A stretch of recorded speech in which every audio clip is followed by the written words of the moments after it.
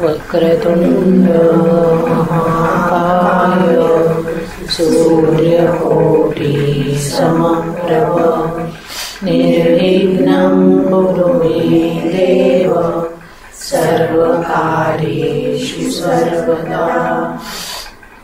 सरस्वती नमस्तुभ्यं वरदे कामरूपिणि विद्यारम्भ करिष्यामि सिद्धिर्भवतु मे सदा। कस्तूरीतिलकं ललाटपटले वक्षस्थले कौस्तुभं नासाग्रे वरमौक्तिकं करतले वेणुकरे कङ्कणं सर्वाङ्गे हरिचन्दनं सुललितं कण्ठे च मुक्तावली। गोपश्रीपरिवेष्टितो विजयते गोपालचूडामणि। कृष्णाय वासुदेवाय हरये परमात्मने प्रणतक्लेशनाशाय गोविन्दाय नमो नमः। नमस्ते भगवान् व्यास वेदशास्त्रार्थकोविद ब्रह्मा विष्णु महेशानां मूर्ते सत्यवती सुत। शूकरूप प्रबोधज्ञ सर्वशास्त्रविशारद एतत्कथा प्रकाशेन मज्ञानं विनाशय। अलंकापुरी पुण्यभूमि पवित्र तिथे नांदतो ज्ञानराजा सुपात्र। तया आठविता महापुण्यराशी नमस्कार माझा सद्गुरु श्री ज्ञानेश्वरासी। जय जय रघुवीर समर्थ। कृष्ण गोविंद नारायण हरे कृष्ण गोविंद नारायण हरे कृष्ण गोविंद नारायण हरे कृष्ण गोविंद नारायण हरे कृष्ण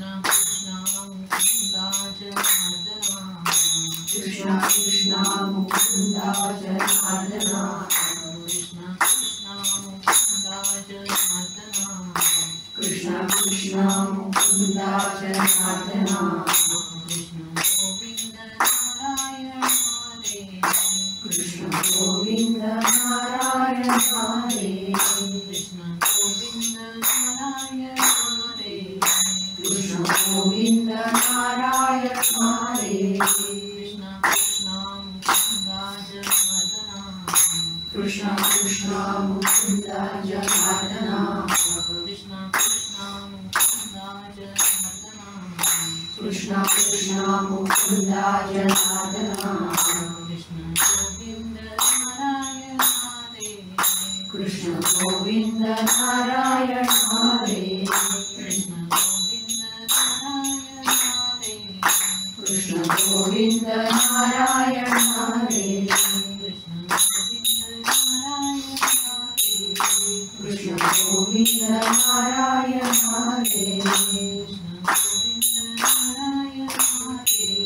कृष्ण गोविंद नारायण हरे।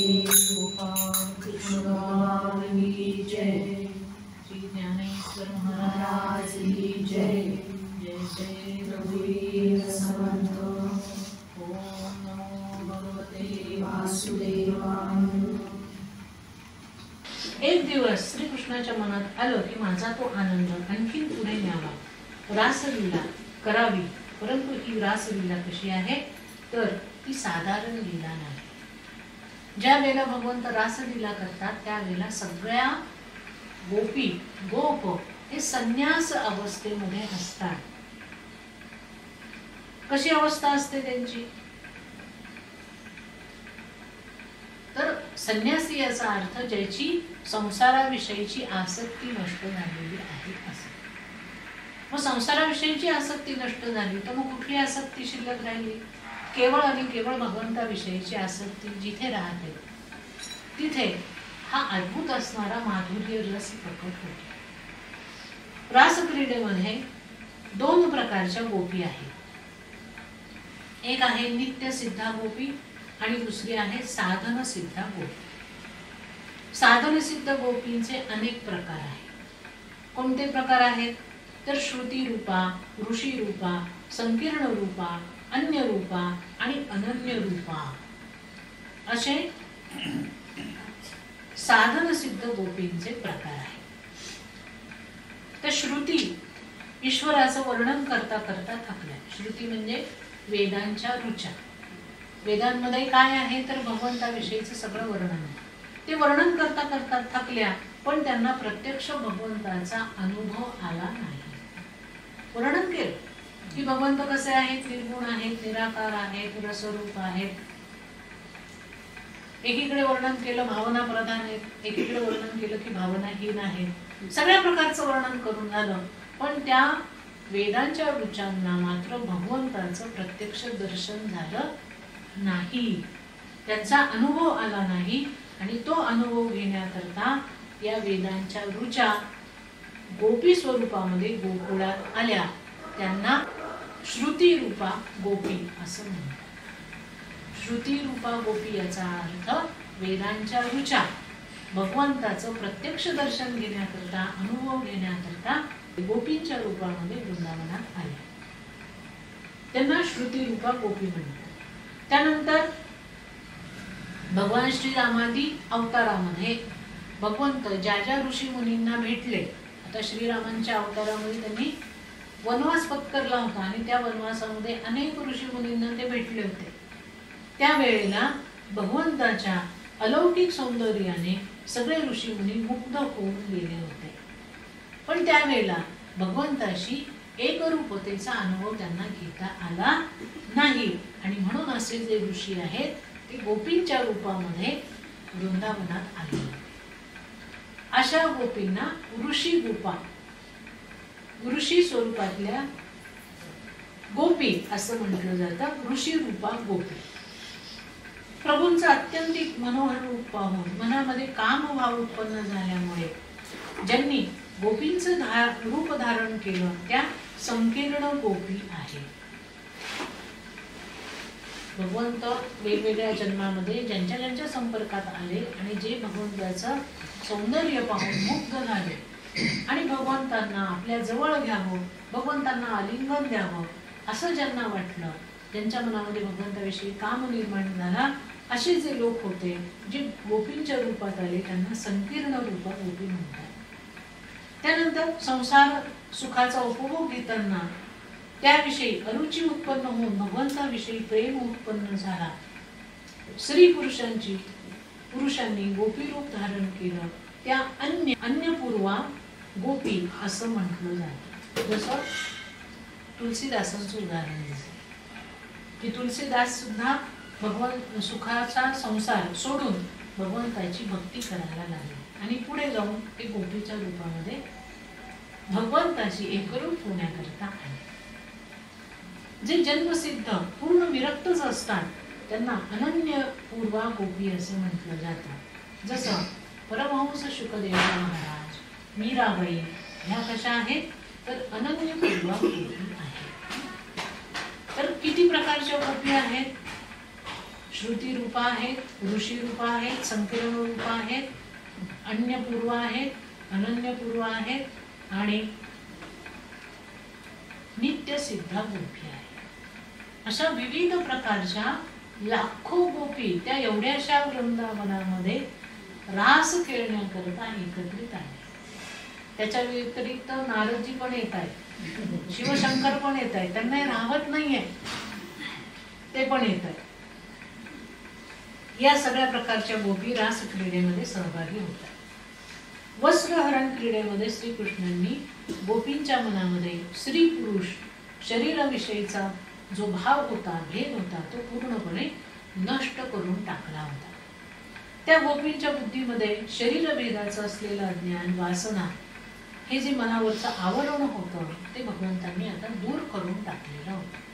म्हणजे त्या गोपी केवळ आणि केवळ भगवंताच्या स्वरूपाशी एकरूप झालेल्या होत्या. त्या स्वतःलाही स्त्री मानत नव्हत्या, पुरुष मानत नव्हत्या. आम्ही स्त्री पण नाही, पुरुष पण नाही. कोण आहोत आम्ही? आम्ही श्रीकृष्णाच्या भक्त आहोत. भक्ताला जात पात लिंग धर्म संप्रदाय काहीही नसतं. कसं शरद ऋतूच्या रात्री या निर्मल असतात, त्याप्रमाणे जीवाचा भाव बुद्धी पूर्ण शुद्ध झाली की तो भगवंताशी क्रीडा करायला लागतो. त्यालाच रासलीला असं म्हटलं जातं. ही रासलीला रासपंचाध्यायी म्हणून प्रसिद्ध आहे. ही श्रीमद भागवताचे पंचप्राण आहेत असं म्हटलं जातं. या रासक्रीडेच्या श्रवणाचे अधिकारी होण्यासाठी भगवती राधा राणीची कृपा आधी संपादन करावी लागते, तरच या रास क्रीडेचं गूढ तत्व रहस्य समस्त असं शुकदेवजी महाराज म्हणतात. कुठले आणि रास क्रीडेला जाऊन बसले असं आधी राधा राणीची भक्ती करावी लागते आणि मग राधा राणी त्या जीवाला श्रीकृष्णांपर्यंत नेऊन पोहोचवते. त्यांचा रस राधा राणीच्या परवानगीशिवाय निघत. परमहंस शुकाचार्य महाराजांना राधा राणीनेच ब्रह्मज्ञान दिलं. शुकाचार्य आपल्या पूर्वजन्मामध्ये पोपट होते व लीलाकुंजामध्ये श्री राधेचं नाम उच्चारण करत फिरत होते. त्यांचे राधा राधा नावाने चाललेले अखंड नामसंकीर्तन ऐकून दयामूर्ती राधा तिथे आली आणि तिने पोपटाला पाहिलं, आपल्या तळहातावर घेतलं आणि त्याला म्हणाली, वत्सा कृष्णं वद कृष्णं वद राधेती मा वद. कृष्णच तुझे खरे जनक आहे आणि त्यांच्या नावाचा तू जप कर. त्याप्रमाणे राधा पोपटाला मंत्र दीक्षा देत होती. इतक्यात तिथे श्रीकृष्ण अवतीर्ण झाले. राधाकृष्णांची आद्य संयोजिका व आल्हादिका शक्ती आहे. तीच श्रीकृष्णांपासून दूर झालेल्या जीवांना श्रीकृष्णांपर्यंत नेऊन पोहोचवते. म्हणून ब्रजाची आदी देवता श्री राधा राणी आहे. म्हणून महात्मे वृंदावनामध्ये राधे राधे असं म्हणतात. तिथे राधे कृष्ण म्हणत नाही किंवा जय श्रीकृष्ण म्हणत नाही. वृंदावनामध्ये श्रीकृष्णांना प्राप्त करायचं आहे, त्यांनी राधे राधे म्हणायचं असतं. तिथे लोक एकमेकांना भेटले तरी सुद्धा अभिवादन करताना राधे राधेच म्हणतात. श्री शुकाचार्य पूर्वजन्मी पोपट होते म्हणून ते भागवतामध्ये श्री शुकाचार्य उवाच असं न म्हणता श्री शुक उवाच असं म्हणतात. त्याच्यामध्ये असणारा श्री म्हणजे राधा आहे. श्री शुक या नामामध्ये गुरु शिष्यांची दोघांची नावं सामावलेली आहेत. आता ही रासक्रीडा जी होणार आहे ती पंचभौतिक देहाच्या त्यागानंतर घडणारी क्रीडा आहे. म्हणजे रासलीला ही देहाने होत नाही, ही मनाच्या पातळीवर, बुद्धीच्या पातळीवर, आत्मिक पातळीवर घडणारी क्रिया आहे. त्यामुळे या लीलेमध्ये गोपींचा शरीराशी काहीही संबंध उरत नाही. यात लौकिक कुठल्याही प्रकारचा काम नाही आणि हे सामान्य स्त्री पुरुषांचं नव्हे तर जीव आणि ऐश्वर्याचं ऐक्य आहे. शुद्ध जीवाचा ब्रह्माशी आलेला विलास म्हणजेच रस आहे. आणि शुद्ध जीव म्हणजे ज्याने मायेचं आवरण नाहीस करून जो ब्रह्म ऐक्याशी तद्रूप झालेला आहे तो जीव. शुकाचार्य महाराज म्हणतात की या कलेचं चिंतन करायचं आहे, अनुकरण करायचं नाही. म्हणून कुणी उठून रासलीला करायची नाही. तरी लोक करतात. वृंदावनामध्ये या प्रथा फार भयंकर आहे. भगवंताच्या विरहाने ज्या जीवाचं शरीर मन चित्त तप्त झालेलं आहे त्याच्या त्या आतुरतेचं यथार्थ वर्णन करण्यासाठी इथे केवळ शृंगार रसाचा आश्रय घेतलेला आहे. इथे शृंगार केलेला नाही. आत्मा आणि परमात्म्याचं निर्लेप निर्विकार मिलनाची ही श्रीकृष्णांची कामविजयाची लीला आहे, हे लक्षात घ्यायला हवं. तिथे कामाच्या अधीन न होता कामावरती विजय मिळवला जातो, त्याची ही लीला आहे. श्रीकृष्णांनी शरद पौर्णिमेच्या रात्री श्री राधेच्या सानिध्यात राहून आपली मधुर मुरली वाजवायला सुरुवात केली. तिथे श्रीकृष्ण एकटे नाही आहेत, राधाकृष्ण आहेत. आणि राधेला त्यांनी सांगितलंय की माझी इच्छा आहे की जे जीव या वृंदावनामध्ये आलेले आहेत, व्रजभूमीमध्ये आले, जे माझ्याशी पूर्ण तादात्म्य पावले आहेत, त्यांना मी माझा रस, मधुर रस द्यावा. आता मधुर रस म्हणजे काय, तर मधुर स्वरूपाचं ज्ञान, त्याचा पण पुढे उल्लेख आहे. भगवंताच्या मुखातून येणारी गोष्ट ही मधुरच असणार. म्हणून मधुर रस म्हणजे मधुर ज्ञान, की जे ज्ञान ऐकल्यानंतर तो रस ऐकणाऱ्याच्या हृदयामध्ये आत्मस्वरूपाचं ज्ञान देतो. लक्षात, तो रस भगवंताच्या मुखातला रस ज्या वेळेला आपण ऐकतो, त्याची अलौकिक वाणी ऐकतो, त्यावेळेला ऐकणाऱ्याच्या बुद्धीमध्ये रस निर्माण होतो आणि त्याला त्या अलौकिक अशा आत्मानुभूतीची प्रचिती येते, असा तो रस. मग त्यांनी राधेच्या सानिध्यात राहून आपली मधुर मुरली वाजवायला सुरुवात केली. राधेने त्यांना परवानगी दिली. त्या मुरलीच्या माध्यमातून एका एका गोपीला त्यांनी बोलवायला सुरुवात केली. ज्यांचं चित्त श्रीकृष्णांनी हरण केलं होतं, त्या नारी आतुर होऊन श्रीकृष्णाला भेटायला धावत सुटल्या. आता इथे गोपिकाने म्हणजे गोप का नाही धावले किंवा गोपीच का धावल्या असा प्रश्न निर्माण होऊ शकतो. सगळ्या नारी धावल्या. त्या कशा धावल्या, तर हातातले संसारिक कामं त्यांनी सोडली. काही जणी गायींचं दूध काढत होत्या, तसंच त्या दूध काढता काढता पळाल्या. काही जण घर सारवत होत्या, तसा शेणाचा हात घेऊन पळाल्या. काही मुलांना जेवायला घालत होत्या, मुलांना तसंच अर्धवट जेवता जेवता सोडलं आणि निघाल्या. काही शृंगार करत होत्या, त्यांनी वेडा वाकडा कसा तरी शृंगार केला, तसंच त्या वनाकडे धावत सुटल्या. कुणी उलटे पालटे कपडे घातले, कुणी उलटा पालटा शृंगार केला आणि देहाध्यासातून मुक्त झालेल्या गोपी व्याकुळ होऊन श्रीकृष्णाजवळ पोहोचल्या. तर हे वर्णन ज्या वेळेला आपण वाचतो ऐकतो त्यावेळेला असं आपल्याला दिसतं की गोपी उठल्या आणि पळत सुटल्या. तर इथे शरीराने त्या पळत सुटल्या नाही, इथे मनाने त्या धावत सुटल्या. शरीर त्यांचं त्यांच्या घरातच आहे. कुणी मुलाला जीव घालते, पण मुलाला जीव घालत असताना त्यांचं मन आता कुठे गेलंय, श्रीकृष्णाजवळ गेलंय. त्यामुळे मुलाला जीव घालताना ते तोंडातच घास जाईल असं नाही. म्हणजे ज्या वेळेला बघा आपल्याला तंद्री लागते,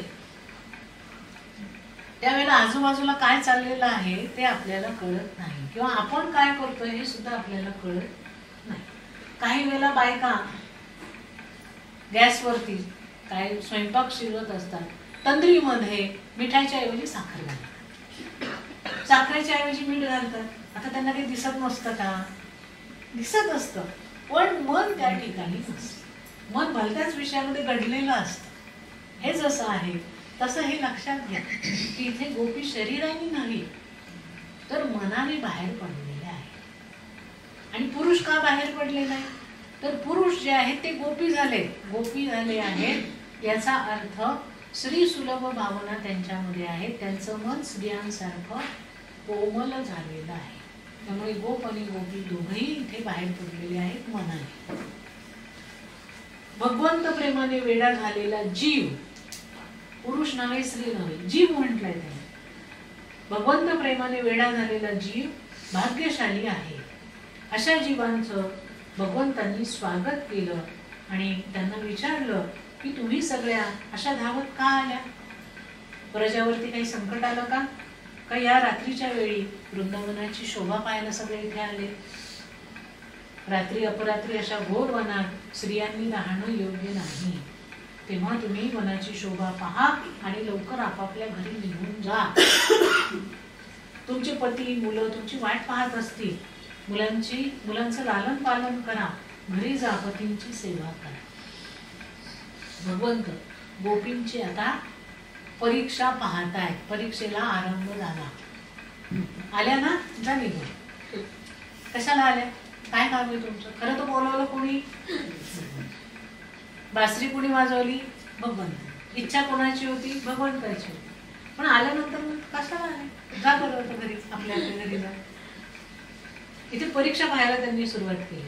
पुढे श्रीकृष्ण त्या गोपींना म्हणतात की घरी जा, माझ्या भेटीपेक्षा माझ्या वियोगात तुम्हाला कितीतरी पटीने अधिक सुख होईल. वियोगामध्ये माणूस जास्त तळमळी नाही, अटॅच होतो, त्याचं प्रेम आणखीन आणखीन वाढतं. तेव्हा ते म्हणतात इथं थांबू नका. वियोगामध्ये ध्यान स्मरण चांगलं होतं.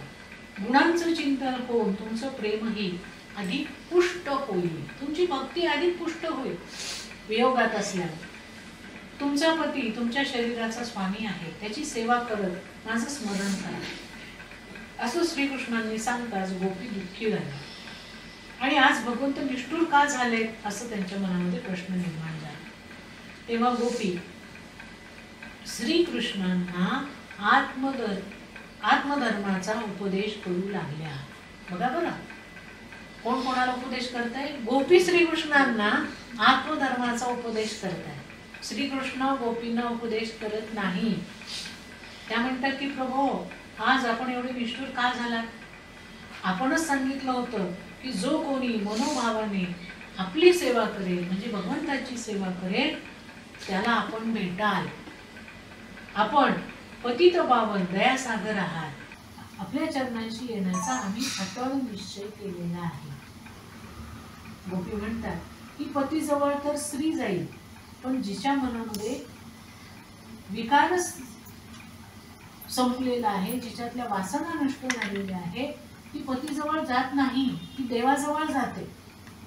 ती पतीची पूजा करण्याऐवजी भगवंताची पूजेमध्ये स्वतःचं मन स्थिर करते.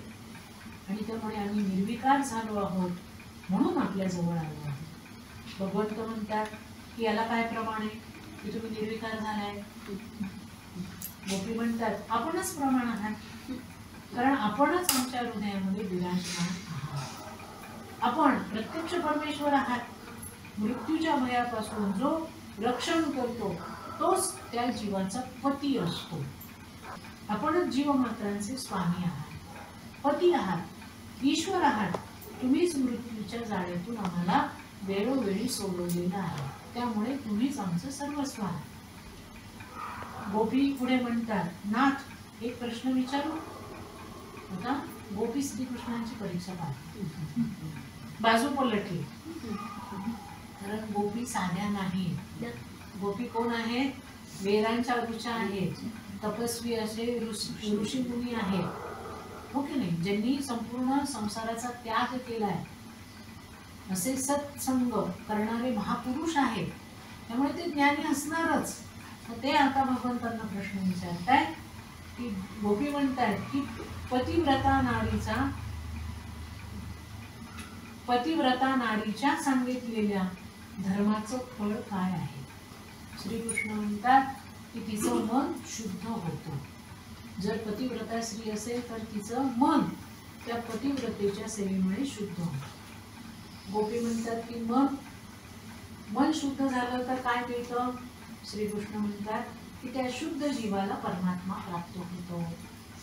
धर्माचं पालन चित्त शुद्धी आहे आणि चित्त शुद्धीचं फळ प्रभू प्राप्ती आहे. मग गोपी म्हणतात की आपण तर आम्हाला प्राप्त झालाच आहात, तर मग आम्ही दुसऱ्या भानगडीत का पडावं? परत संसारात का जा? आता एकदा तुम्ही प्राप्त झाले ना, पुष्कळ झाला. आता आपणच आमचे खरे पती आहात, आम्हाला दूर करू नका.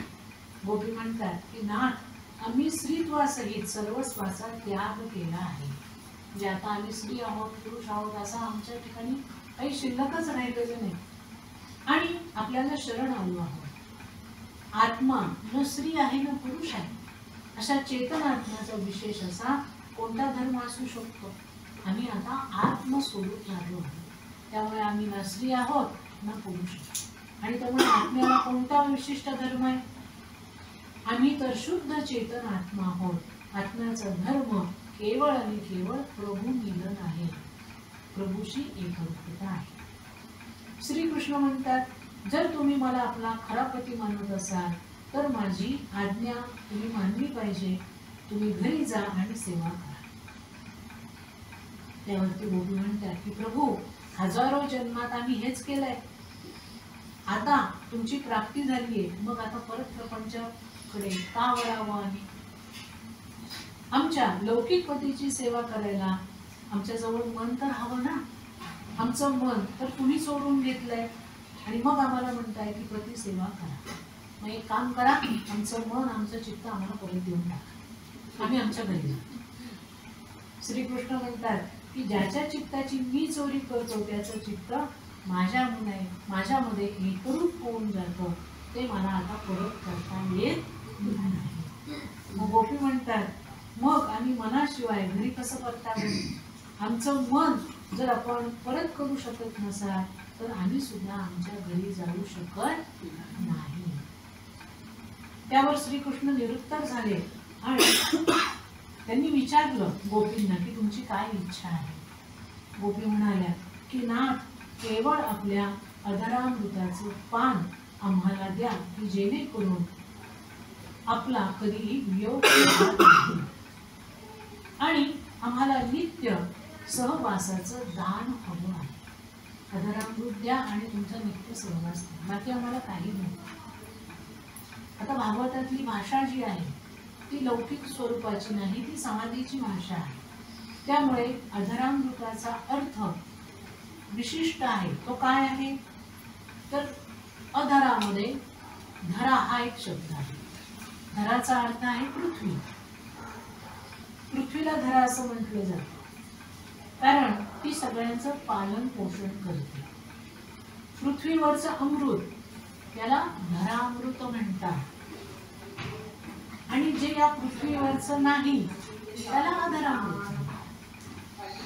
मग अधरामृत म्हणजे काय तर अधरामृत म्हणजे शुद्ध प्रेमामृत, शुद्ध ज्ञानामृत. जे पृथ्वीवर आहे का, जे भगवंताजवळ आहे, जे ज्ञान स्वरूप आहे ते अमृत, त्याला म्हणतात अधरामृत. आणि श्रीकृष्णांच्या अधरांमधून व्यक्त झालेलं प्रेमपूर्वक ज्ञान म्हणजेच अधरामृत. म्हणून गोपी म्हणतात की आम्ही असं अधरामृत, ज्ञानामृत इच्छितो की जे प्राप्त झाल्यावर तुमचा आम्हाला कधीही वियोग होणार नाही आणि सदैव आपल्या स्वरूपाशी आम्ही एकरूप होऊन जाऊ. असं अलौकिक स्वरूपाचं ज्ञान आम्हाला तुमच्या मुखामधून हवं आहे. आपला विरह दुःखकारक आहे तर आपला संयोग चरम सुखकारक आहे असं गोपी म्हणतात. त्यावर श्रीकृष्ण म्हणतात की नित्य संयोग रूप अधरामृत देणं न देणं माझ्या इच्छेवर अवलंबून आणि असं दान मी तुम्हाला का देऊ? मी मालक आहे, मी पाहिजे त्याला ते ज्ञान दे, तुम्हाला का द्यावं? गोपी म्हणतात की प्रभू आम्ही स्वतःसाठी नाही तर तुमची कीर्ती कलंकित होऊ नये म्हणून तुमच्याकडे ज्ञान मागतो आहोत, म्हणून तुमची मनधरणी करत आहोत. जर तुम्ही आम्हाला संयोगरूपी अधरामृत दिलं नाही तर आम्ही विरहाग्नीमध्ये भस्मसात स्वतःला करून टाकू. आणि तसं जर झालं तर आमच्या मरणानंतर लोक तुम्हाला नावं ठेवतील, म्हणतील की श्रीकृष्ण किती पाषाण हृदयी आहेत, यांनी गोपींचं म्हणणं ऐकलं नाही आणि गोपींनी त्यांच्यावर प्रेम केलं पण भगवंतांनी शेवटपर्यंत त्यांना ज्ञान दिलं नाही. भगवंत अत्यंत कठोर आहे, असं लोक तुमची निंदा करतील म्हणून आम्ही तुमच्याकडे आदरांवित मागतो, तेव्हा ते आम्हाला गपचूप द्या. थोडक्यात त्यावेळेला गोपींचं हे म्हणणं ऐकून श्रीकृष्णांनी स्वतःचा पराजय मान्य केला. जीवाची परीक्षा पाहूनच भगवंत कृपा करतात. गोपींची सर्व तऱ्हेने परीक्षा पाहून श्रीकृष्णांनी त्यांना अधरामृताचं, दिव्य रसाचं, अद्वैताचं दान दिलं आणि शुद्ध भावाने श्रीकृष्णांशी समरस झालेल्या गोपींना त्यांनी आपल्यामध्ये लीन करून दिलं. श्रीकृष्णांनी एकाच वेळेला अनेक रूप धारण केली आणि प्रत्येक गोपी सोबत एक एक कृष्ण रासक्रीडेमध्ये रास करायला लागला. प्रत्येक गोपीला अत्यंत प्रेमाने श्रीकृष्णांनी आलिंगन दिलं. गोपींना शुद्ध जीवांना परमानंद प्राप्त झाला, जीव ईश्वरमय झाला. गोपी आणि श्रीकृष्ण एक झाले. या मिलनाने जीव आणि ईश्वर दोघांनाही आनंद झाला. गोपी पूर्णपणे कृष्णमय भगवत स्वरूप झाल्या. परस्परांचे हात हातात घेऊन सर्वजण नृत्य करायला लागले. हे तर जीवाशी ब्रह्माचं झालेलं ऐक्य होते. याप्रमाणे अद्वैत सिद्धांताचे आचार्य शुकाचार्यजी महाराजांनी रासलीलेचं अद्भुत असं वर्णन केलेलं आहे. अद्भुत अशा रासलीलेचं अवलोकन करण्याकरता देव गंधर्व आतुरतेने आकाशातून पाहू लागले. कृष्णाने आपल्या शिरावर हात ठेवावा, आशीर्वाद द्यावा अशी गोपींची इच्छा होती. श्रीकृष्णांनी ती इच्छा पूर्ण केली आणि गोपींना लौकिक कामापासून पूर्णपणे मुक्त केले. श्री नारदजी देखील ही रासलीला पाहून हरखून गेले आणि त्यांच्याही मनात विचार येऊ लागला की आपल्याला पुरुषाच्या देहापेक्षा स्त्रीचा देह मिळाला असता तर आपल्याला सुद्धा या रासलीलेची प्राप्ती झाली असते. वृंदावनाची अधिष्ठात्री देवता राधिका तिने नारदांचा निराश झालेला चेहरा पाहिला आणि त्यांना निराशेचं कारण विचारलं. नारदजी म्हणाले की मलाही श्रीकृष्णाशी रास खेळून गोपींसारखा आनंद प्राप्त करण्याची इच्छा आहे. त्यावेळेला राधाराणी म्हणाली की हे ऋषी आपण राधाकुंडामध्ये स्नान करा आणि या म्हणजे आपल्याला रासलीलेमध्ये प्रवेश मिळेल. राधाकुंडात स्नान करताच नारदांची नारदी झाली आणि त्यांनी विचार केला की परमात्म्याची प्राप्ती जर होत असेल तर स्त्री देह घेण्यात कुठली अडचण असू नये. पुरुषत्वाच्या अभिमानापासून आजपर्यंत मी माझ्या प्रभूंपासून दूर होतो. आजपर्यंत मी पुरुष आहे, कीर्तनकार आहे या अभिमानाने मी पछाडलो गेलो होतो.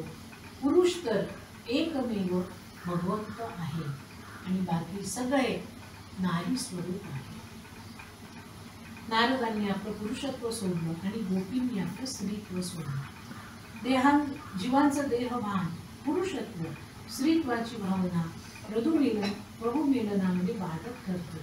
हे देहभान, पुरुषत्व, स्त्रीत्वाची भावना जोपर्यंत सुटत नाही तोपर्यंत जीव ईश्वराजवळ येऊ शकत नाही. भागवतातला हा दशमस्कंद भागवताचं हृदय आहे. मानवी जीवनाचं अंतिम लक्ष हे रासलीला आहे. प्रत्येकाला भगवंताचा अद्भुत असा रस मिळणं हे प्रत्येकाच्या जीवनाचं अंतिम ध्येय आहे. त्याच्याकरता आधी भक्ती करावी लागते, ज्ञान प्राप्त करावं लागतं, भगवंताची कृपा प्राप्त करावी लागते. पूर्णपणे वासना, विकार, कामना रहित अंतःकरण व्हावं लागतं. असं सगळं झालं की त्या जीवाला भगवंताचं अद्भुत रस, माधुर्य रस प्राप्त होतो. श्रीकृष्णांनी गोपींना मान दिला, गोपींचं सगळं ऐकलं. त्याबरोबर गोपींच्या मनामध्ये अभिमान निर्माण झाला आणि भगवंत तिथून अंतर्धान पावले. अंतर्धान पावल्यानंतर या स्त्रिया भगवंताच्या वियोगामध्ये रडायला लागल्या की आता तर भगवंताचं मिलन झालं होतं आणि अचानक भगवंत कुठे निघून गेले, त्यांना कळेना काय झालं ते. आणि मूळ गोष्ट अशी आहे की ज्या वेळेला जीवाच्या मनामध्ये ज्या वेळेला विकल्प येतो त्यावेळेला जीव जो आहे तो मूळ स्थानावरती येतो. भगवंत त्याला सोडून देतात. भगवंत जे हृदयामध्ये प्रकट झालेले असतात ते अंतर्धान पावतात आणि मग ते अंतर्धान पावल्यानंतर तो जीव परत भगवंतांना मिळवण्याकरता खटाटोप करायला लागतो, रडायला लागतो. मग त्याला त्याची चूक उमजते की जरी भगवंत मला प्राप्त झाले तरी त्याच्यामध्ये अहंकार असता कामा नये की मला भगवंत प्राप्त झाले. भगवंत माझ्यावर प्रेम करतात, मी भगवंतावर प्रेम करतो, भगवंत माझ्यावर प्रेम करतात. मला जसं भगवंताचा वियोग सहन होत नाही तसं भगवंतांनाही माझा वियोग सहन होत नाही. असा विचारांचा किंचितसा जरी तरंग बुद्धीमध्ये निर्माण झाला तरी भगवंत लगेच तिथून अंतर्धान पावतात. कारण त्यांना जीवाच्या ठिकाणी असणारा किंचितसा सुद्धा अहंकार आवडत नाही.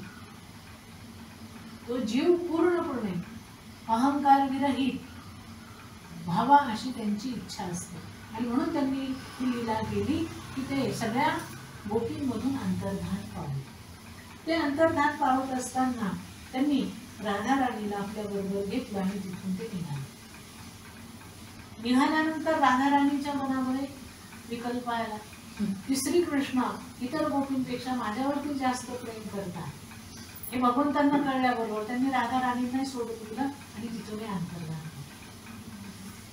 श्रीकृष्ण आपल्याला सोडून गेले ते पाहिल्याबरोबर राधा राणींनी रडायला सुरुवात केली आणि त्या बेशुद्ध झाल्या. श्रीकृष्णांचा शोध आता गोपी आणि राधा राणी सगळीकडे घ्यायला लागले. पानात, फुलात, झाडात, इकडे तिकडे त्यांना विचार. श्रीकृष्णाला बघितले का? माझा कान्हा, माझा कृष्ण, माझा प्रियतम कुठे गेले भगवंत? तर भगवंतांनी त्यांच्या हृदयामध्ये असणारं सगुण साकार रूप नाहीसं केलं आणि निर्गुण निराकारामध्ये जाऊन लागले. कारण भगवंताचं मूळ रूप निर्गुण निराकार आहे. पण लीला करण्याकरता आणि सगळ्यात महत्वाचं म्हणजे भक्तीचा रस सगळ्यांना देण्याकरता भगवंत सगुण साकार रूपामध्ये प्रकट होतात.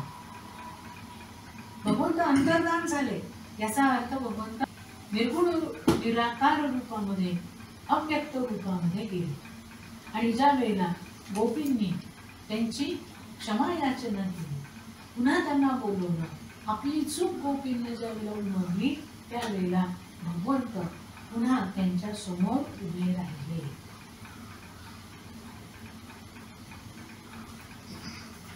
उभे राहिल्यानंतर गोपींना अतिशय आनंद झाला. गोपींनी त्यांना बसण्याकरता आपल्या ओढण्या त्या ठिकाणी ठेवल्या आणि त्यांना त्याच्यावर बसवलं. एकीने त्यांचा हात धरला, एकीने पाय धरला, एकीने गळ्यात हात घालून घेतला, एकीने कमरेला बांधून घेतलं. त्यांना भीती वाटत होती की परत भगवंत अंतर्धान पावतायत ना, परत भगवंत आपल्याला सोडून तर जाणार नाही ना. अशा स्वरूपामध्ये सगळ्या त्यांच्या समोर बसल्या आणि भगवंतांनी विचारलं की तुमची काय इच्छा आहे. त्यावेळेला गोपींनी सांगितलं की आमचा अभिमान नष्ट व्हावा. तुमची भक्ती, तुमचं प्रेम आम्हाला मिळत आहे, पण त्या प्रेमामध्ये अभिमान निर्माण होतो की भगवंत माझ्यावर प्रेम करतात, मी किती भारी म्हणून भगवंत माझ्यावर प्रेम करतात. हा अभिमान सुद्धा तुम्ही नष्ट करून टाका. तुमचा वरद हस्त आमच्या सर्वांच्या मस्तकावर ठेवा आणि तुमचे चरण कमल आमच्या हृदयावर ठेवा. त्यावरती श्रीकृष्ण म्हणतात की माझे चरण इतके सुलभ आहेत का तुम्ही प्रत्येकाच्या हृदयावर ते ठेवेल. गोपी म्हणतात की कृष्णा, तुमचे चरण जर गायींकरता सुलभ आहे तर मग आमच्यासाठी दुर्लभ का आहे. त्या गायींच्या मागे मागे तुम्ही गुराखी म्हणून फिरत असता. गायी जिथे पळतील त्यांच्या मागे मागे तुम्ही जाता आणि आमच्या हृदयावरती तुम्हाला चरण ठेवायला नको वाटतंय. श्रीकृष्ण म्हणतात म्हणजे काय, तुम्ही मला गुराखी समजता. गोपी म्हणतात नाही नाही, तुम्ही तर श्रीनिकेतन आहात. म्हणजे तुमचे चरण भगवती लक्ष्मीचे निवासस्थान आहे आणि लक्ष्मी नित्य तुमच्या चरणांची सेवा करते. गोपी पुढे म्हणतात की हे नाथ, आपल्या अधरामृताचं पान करून आम्हाला जीवन दान द्या. श्रीकृष्ण म्हणतात तुम्ही तर जिवंत आहात, मग जीवनदान कसं काय मागता. म्हणजे तुमच्या प्रेमामध्ये काहीतरी कपट आहे. त्या गोपी हे विधान ऐकून आर्त स्वरात म्हणायला लागल्या की आमचे प्राण तर चालले आहेत, पण ते तुमच्या अमृतवाणीसाठी थांबले होते. जर तुम्ही अमृतवाणी आम्हाला ऐकवली तर ते थांबतील, नाही तर आम्ही आता प्राण सोडून देऊ. प्रभो, तुमची लीला कथा तर अमृत स्वरूप आहे. ती केवळ श्रवणाने पापांचा नाश करणारी आहे. तिचं श्रवण मंगल आणि आनंददायी आहे. श्रीकृष्णांचे कथामृत विरहावस्थेमध्ये प्राणांना थोपवून धरतात आणि भगवंताच्या कथेमध्ये, भगवंताच्या लीलेमध्ये 6 गुण आहेत. जसं भगवंत षडेश्वर्य संपन्न आहेत तसं त्यांच्या लीला पण 6 ऐश्वर्यांनी संपन्न आहेत. त्या लीलांमध्ये ऐश्वर्य आहे, वीर्य आहे, यश आहे, ज्ञान आहे, वैराग्य आहे आणि श्री आहे. म्हणून भगवंतांच्या कथा पाप नष्ट करणाऱ्या आहेत, कल्याण करणारे आहेत, वीर्य धर्माचं सूचन करणारे आहेत, यश देणारे आहेत, लक्ष्मीयुक्त आहेत आणि सर्वत्र व्यापक अशा आहेत. अशा पद्धतीने श्रीकृष्णांच्या विरह वेदनेने असह्य झालेल्या गोपी रडायला लागल्या आणि भगवंतांनी त्यांना वचन दिलं की मी इथून एक क्षणभरही तुम्हाला सोडून जाणार नाही. वृंदावनम परित्यज्य पादवीकम न गच्छति. वृंदावनाच्या बाहेर मी एक पाऊल सुद्धा टाकणार नाही. मी कायम तुमच्या जवळ या वृंदावनामध्ये राहणार.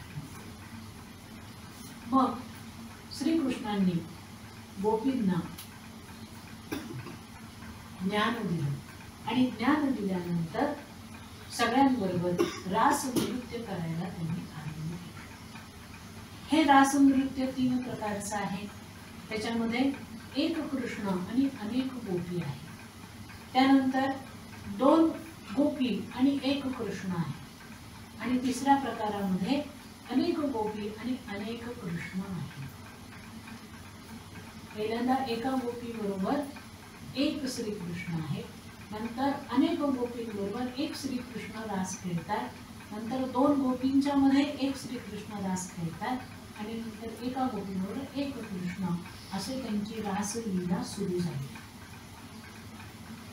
अशा प्रकारे अद्भुत असं नृत्य श्रीकृष्णांनी गोपींबरोबर केलं. सगळ्यांनी ते नृत्य पाहून आश्चर्य व्यक्त केलं. त्यावेळेला सगळ्या देवतांनी आधी ठरवलं होतं की भगवान श्रीकृष्णांच्या रासलीलेमध्ये आपण जायचं नाही. कारण जर रासलीलेमध्ये आपण गेलो तर तिथे कंसाला कळेल की भगवान श्रीकृष्ण जो आहे तो भगवंताचा अवतार आहे. म्हणून रासलीलेमध्ये कुठल्याही देवतांनी जायचं नाही असं एकमताने ठरवलेलं असतानाही रासलीला सुरू झाल्याबरोबर भगवान शिवशंकर भुशुंडी ऋषींना म्हणाले की मी जाणार आहे, तुम्ही येताय का माझ्याबरोबर? का भुशुंडी म्हणाले, हो मी वाटच बघत होतो कुणीतरी येतंय का. आणि दोघंही सगळा तो नियम मोडून रासलीलेमध्ये आले आणि भगवान श्रीकृष्णांबरोबर श्री विष्णूंनी आणि काकभुशुंडी ऋषींनी देखील रासलीला केली. इतकी ती रासलीला अद्भुत होती. रासक्रीडेमध्ये त्यांचं आदिदैवी आध्यात्मिक स्वरूपाचं मिलन झालं होतं. तिथे शरीराचं मिलन नव्हतं, पूर्णपणे मनातल्या भावनांचं मिलन झालं. भगवान श्रीकृष्ण आत्मा आहे, राधा ही आत्माकार वृत्ती आहे आणि गोपी या आत्माभिभूत वृत्ती आहे. त्यामुळे आत्म्याचं आत्म्याशी मिलन झालं. इथे श्रीकृष्ण आणि गोपी एक झाल्या याचा अर्थ असा की मनामध्ये असणारे सगळे भाव, चित्तामध्ये असणाऱ्या सगळ्या वृत्ती आणि बुद्धीमध्ये असणारे सगळे विचार आत्मस्वरूपी असणाऱ्या श्रीकृष्णांमध्ये लीन झाले. आणि ते ज्या वेळेला लीन होतात त्यावेळेला तिथे अद्भुत रस निर्माण होतो. त्या रसालाच रास असं म्हटलं जातं. त्यावेळेला जीव याचा अर्थ अशी भावना, मन अशी भावना करतो की मी जीव आहे, माझं स्त्रीचं शरीर आहे, माझं पुरुषाचं शरीर आहे, मी लहान आहे, मी मोठा आहे.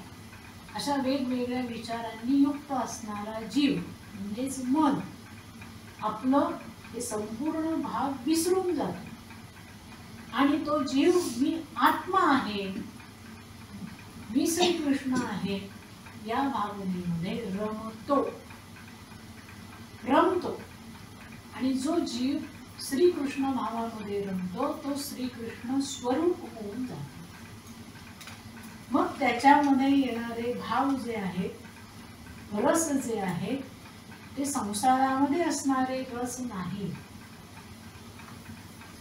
तो रस जो आहे त्याला माधुर्य रस असे म्हणतात. जो साक्षात भगवंताचा आहे तो जीवाला अनुभवायला मिळतो. अशा पद्धतीने ती रासलीला चालली आणि ती जी रास शरद ऋतूमध्ये पौर्णिमेची जी रासलीला केली जाते किंवा जी होते ती अनेक महिने चालली, पण ती या सगळ्यांना काही क्षणांसारखी वाटली. याचा अर्थ या भाव अवस्थेमध्ये सगळे गोप आणि गोपी अनंत काळ राहिले. श्रीकृष्ण आणि आम्ही एकच आहोत. श्रीकृष्ण आणि आम्ही वेगळी नाही.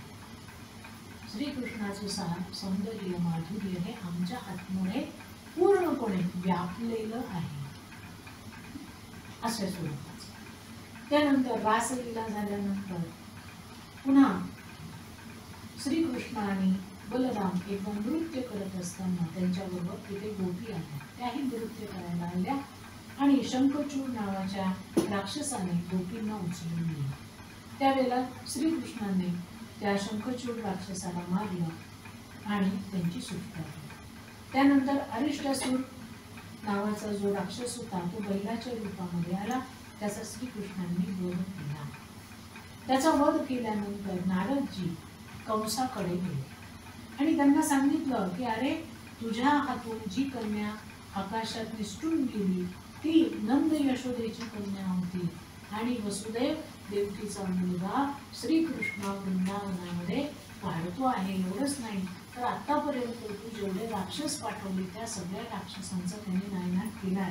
तुझ्या लक्षात कसं येत नाही? शेवटी मला तुला सांगायला यावं लागलं. काय करू, मला तुझ्याविषयी फार वाईट वाटतं. असं सगळं काही नारदांनी सांगितल्यानंतर कंसाला खूप राग आला आणि त्याने देवकी आणि वसुदेवांना मारण्याचा प्रयत्न केला. त्यासाठी त्यांनी तलवार घेतली. नारदजी म्हणाले, अरे जरा वेडा झालायस का तुम्ही? तुझा शत्रू तो आहे. तू यांना मारून काहीच तुला उपयोगी तुझ्या हातात पडणार नाहीये, त्यामुळे त्याच्याकडे लक्ष दे.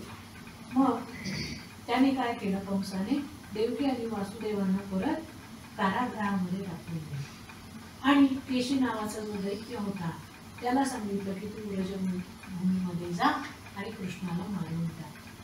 त्या केशीला श्रीकृष्णाने आपल्या हाताच्या कोशाने गतप्राण केला. केशीचा वध झाल्यावर नारदजी तिथे आले आणि म्हणाले की आणखीन 2 दिवसांनी चाणूर आणि मुष्टी, कुवलय, पीड नावाचा हत्ती आणि स्वतः कंसांना मी तुम्हाला मारताना पाहिजे. म्हणजे आता फक्त 2च दिवस राहिले, आता उरलेले सगळे राक्षस मरतील असं मला वाटतं. नारदजी गेल्यावर परत भगवंत बालगोपालांबरोबर खेळायला लागले. त्यानंतर त्या ठिकाणी व्योमासूर नावाचा राक्षस आहे आणि त्यालाही त्यांनी मारून टाकले. ह्या सगळ्या कथा ऐकल्यानंतर कंसाने विचार केला की आता खूप झालंय, आता रामकृष्णांना मथुरेमध्ये आपण बोलून घेऊया. त्यासाठी त्याने धनुष्य यज्ञ त्याचं आयोजन केलं आणि अक्रूजींना सांगितलं की तुम्ही ब्रजामध्ये जा आणि रामकृष्णांना इथे घेऊन. कंसाचा मृत्यू जवळ येत होता म्हणून त्याने श्रीकृष्णांना आमंत्रण पाठवलं.